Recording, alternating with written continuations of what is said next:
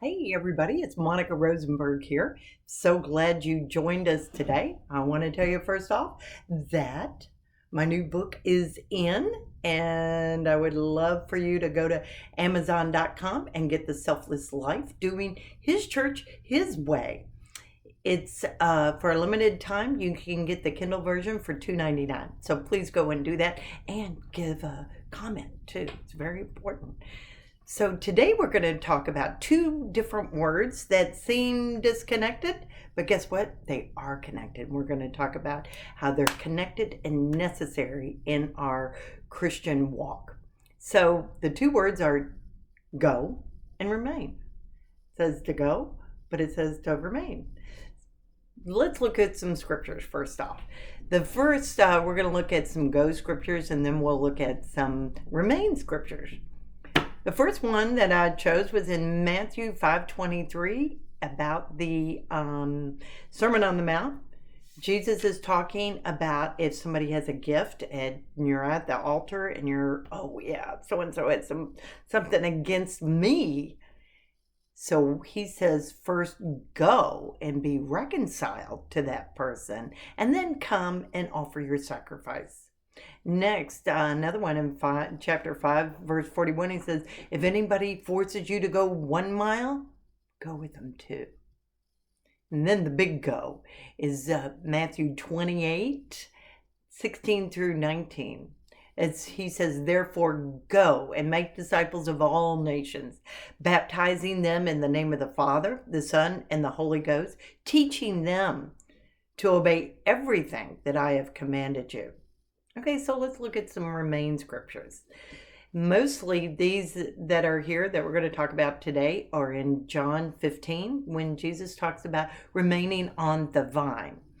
In verses 4 and 5 of chapter 15, he says, remain in me, as I also remain in you. No branch can bear fruit by itself. It must remain in the vine. Neither can you bear fruit unless you remain in me. I am the vine, you are the branches.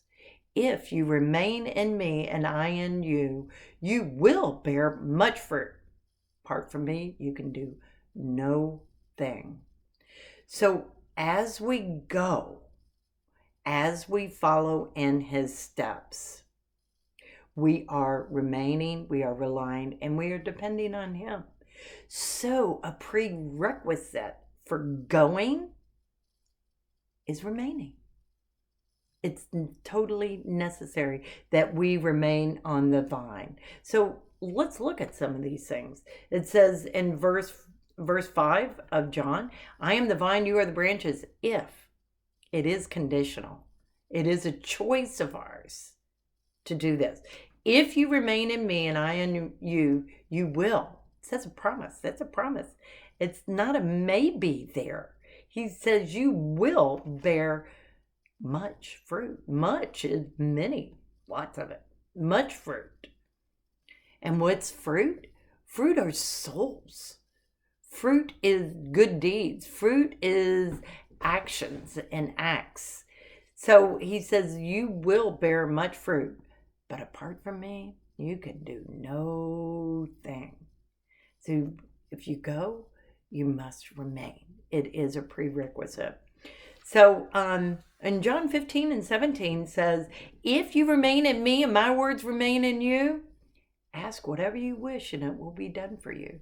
So as for that BMW,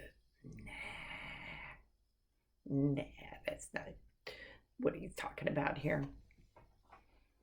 Because he's talking to fruit bearers, people who bear fruit. And only the people that bear fruit are the ones that remain. So if you're remaining, then you're going to want what he wants.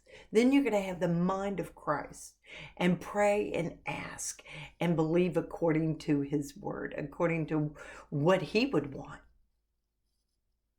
As we follow, as we believe, as we remain, we're going to want what he wants. So this is to my Father's glory, continues on in verse 8 of chapter 15. This is to my Father's glory that you bear much fruit. Not some, not a little, not one. It's much fruit. showing yourselves to be my disciples. He's saying this is what disciples do.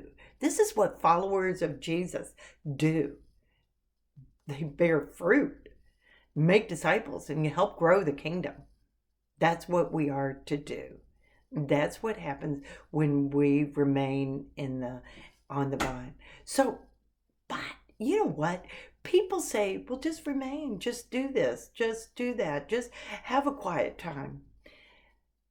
People tell us to do things, and they're great suggestions, but it's very few people tell us how to do things. I do have another book and a workbook that goes along with it. It's about developing spiritual habits.